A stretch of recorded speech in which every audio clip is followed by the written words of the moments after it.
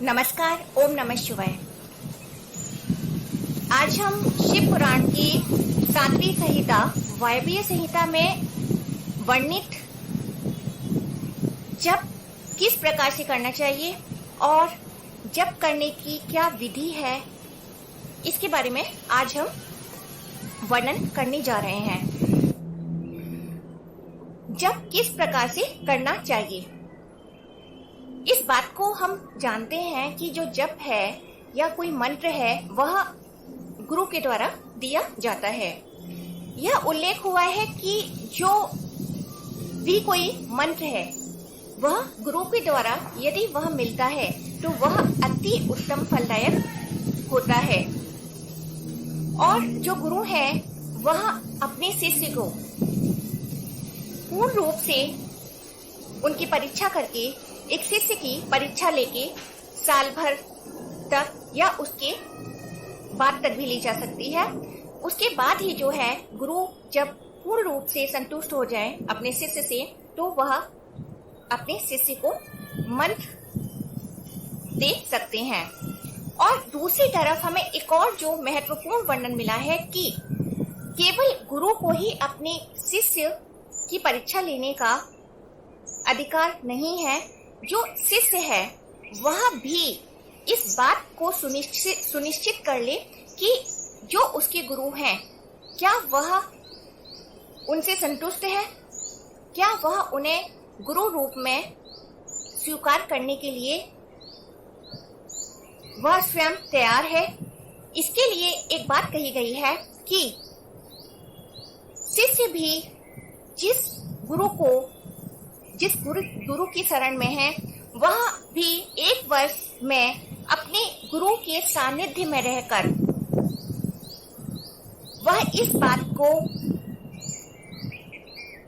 देखे और यदि वह पूर्णतः संतुष्ट होता है, उसे लगता है कि जो गुरु हैं वह दीक्षा लेने के लिए ठीक है, तभी जो है वह उसके पश्चात जो है अपने गुरु से दीक्षा ले सकता है।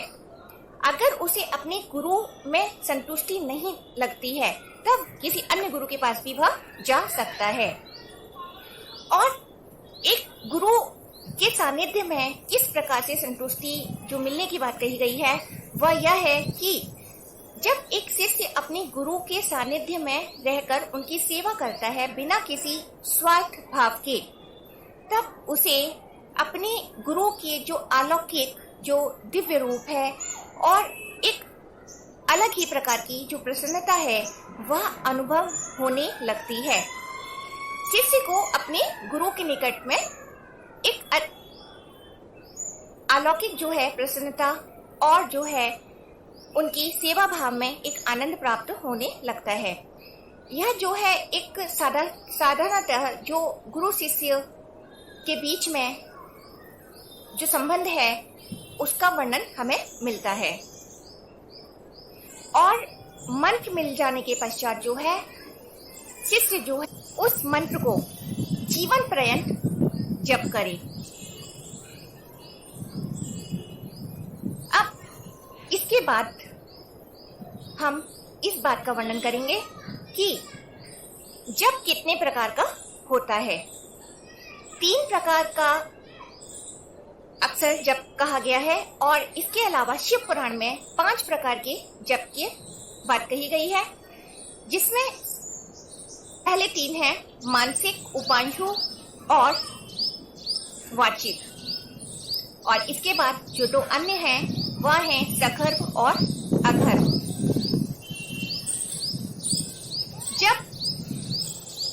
जप जो है किसी व्यक्ति द्वारा जो मंत्र दिया गया है वह जब किसी मंत्र को बोलकर जिसमें शब्द सुनाई देते हैं, जो कि शब्द या मंत्र जो है स्पष्ट या स्पष्ट रूप में होता है, ऐसा जो जप है जो वाणी के द्वारा किया जाता है वह वाचिक जप कहलाता है। इसके अलावा जब व्यक्ति केवल अपनी जीवा को हिलाकर जप करता है और जो उसके मंत्र के जो शब्द हैं वह स्पष्ट होते हैं और कोई भी अन्य व्यक्ति जो निकट बैठा है उसे उस मंत्र के जो शब्द हैं वह सुनाई नहीं देते हैं और न ही वह यह जान पाता है कि वह व्यक्ति कौन सा जप कर रहा है। इस प्रकार का केवल जीवा को हिलाने से जो जप किया जाता है वह उपांशु कहा गया है। और इसके अलावा जब एक व्यक्ति केवल मन में शांत भाव से बैठकर न वाणी द्वारा और न जीवा द्वारा केवल उस मंत्र के प्रत्येक वर्ण शब्द पद को ध्यान में रखते हुए मन के द्वारा स्मरण करता है, मन से ध्यान करता है, अपने आंतरिक मन में ही उसका जप करता है। ऐसा जप जो है मानसिक कहा गया है और यह उच्च कोटि का जप माना जाता है। सबसे जो कम फलदायी कहा गया है वह वाचिक है, उसके पश्चात उपांशु मध्यम फल देने वाला है और सबसे जो अधिक फल देने वाला है वह वाचिक है। इसके अलावा जो सगर्भ जप है वह भी इससे 100 गुना अधिक फल देने वाला कहा गया है। सगर्भ जप में प्राणायाम से पहले जप किया जाता है और अगर्भ जप में पहले और बाद में, प्राणायाम के पहले और बाद में जप किया जाता है, जिसमें कि सगर्भ जप को अति उत्तम कहा गया है। और इन पांचों प्रकार के जप के अलावा जो सबसे अधिक फलदायक है वह है ध्यान। यदि कोई व्यक्ति ध्यान में लीन होकर मंत्र का जप करता है तो वह अनंत कोटि फलदायक कहा गया है। तो यह हुए कि कितने प्रकार की जप जो हैं वह होते हैं और इसके अलावा जप किससे किया जाए इसका भी हमें वर्णन मिलता है। जप जो है अनेक प्रकार से किए जा सकते हैं, जैसे कि हाथों की उंगलियों पर रेखाओं से और मालाओं से भी। मालाओं से अनेक प्रकार की जो जप करने की मालाएं हैं वह होती हैं, जिनमें से माणिक, मूंगा, मोती, यह जो हैं फलदायक कही गई हैं। पर सबसे अधिक अनंत फलदायक जो कही गई है वह कुश की गांठ या रुद्राक्ष की माला कही गई है। यह दोनों ही जो हैं अनंत कोटि फलदायक कहे गए हैं। इसके बाद जो उंगलियों को जप में उपयोग में लाना चाहिए इसका वर्णन हमको मिलता है, जिसमें कि जो अंगूठा है वह मोक्षदायक कहा गया है, जो कि अग्नि को प्रतिनिधित्व करता है। अंगूठे का प्रयोग अवश्य ही करना चाहिए जप में। और जो तर्जनी उंगली है वह शत्रुनाशक कही गई है। मध्यमा उंगली धन देने वाली, अनामिका शांति प्रदान करने वाली और जो सबसे छोटी कनिष्ठिका उंगली होती है वह फल के जप को नष्ट नहीं होने देती है। तो इस प्रकार से अंगूठे के साथ में मध्यमा, अनामिका और कनिष्ठिका का प्रयोग करते हुए जप किया जा सकता है। और इसके पश्चात हमें जो एक और महत्वपूर्ण वर्णन मिला है कि क्या केवल गुरु के द्वारा ही मंत्र लेने पर फलदायक होता है। तो इस बारे में हमें यह वर्णन मिला है कि यदि जो पंचाक्षर मंत्र है ओम नमः शिवाय वह गुरु के द्वारा ना लेकर भी यदि ऐसे गुरु से भी लिया जाए जो सिद्ध ना हो, तब भी वह जो मंत्र का फल है वह विफल नहीं होता है। यदि कोई व्यक्ति भगवान शिव में पूर्ण श्रद्धा रखते हुए वह इस मंत्र का जप करता है, तब भी वह फल देने वाला कहा गया है। और यह हमें वर्णन मिलता है कि यह जो मंत्र है, पंचाक्षर मंत्र, वह कभी भी सुप्त अवस्था में नहीं होता है, वह पूर्ण रूप से जो है जागृत ही रहता है।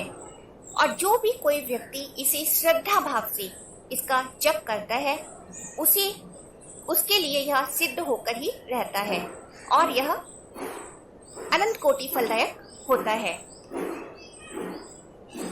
लेकिन एक बात जो हमें बहुत महत्वपूर्ण मिलती है वह यह है कि यदि कोई व्यक्ति कोई भी अन्य सारी क्रियाएं करता है, पर यदि उसके मन में श्रद्धा नहीं है, तब जो है यह फल जो है निष्फल भी हो सकता है।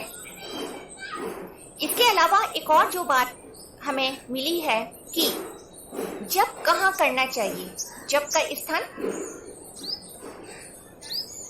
कौन सा होना चाहिए और किस प्रकार से या किस तरह से जप करना चाहिए। जप का स्थान घर से लेके कोई भी उद्यान, देवालय, पर्वत, नदी हो सकता है, जो कि उत्तम फलदायक कहा गया है। घर से गौशाला, गौशाला से देवालय, देवालय से नदी, नदी से पर्वत, इस प्रकार से यह अधिक फल देने वाले कहे गए हैं। और जो जप करना चाहिए उसमें हमें यह वर्णन मिलता है कि जो व्यक्ति है वह पगड़ी पहन के जप ना करे, बिना वस्त्र के भी जप नहीं करना चाहिए, अशुद्ध स्थान पर जप नहीं करना चाहिए। जब किया जाए तो व्यक्ति पूर्णतः शुद्ध हो और आसन पर ही जप करना चाहिए, बिना आसन के भी जप नहीं करना चाहिए।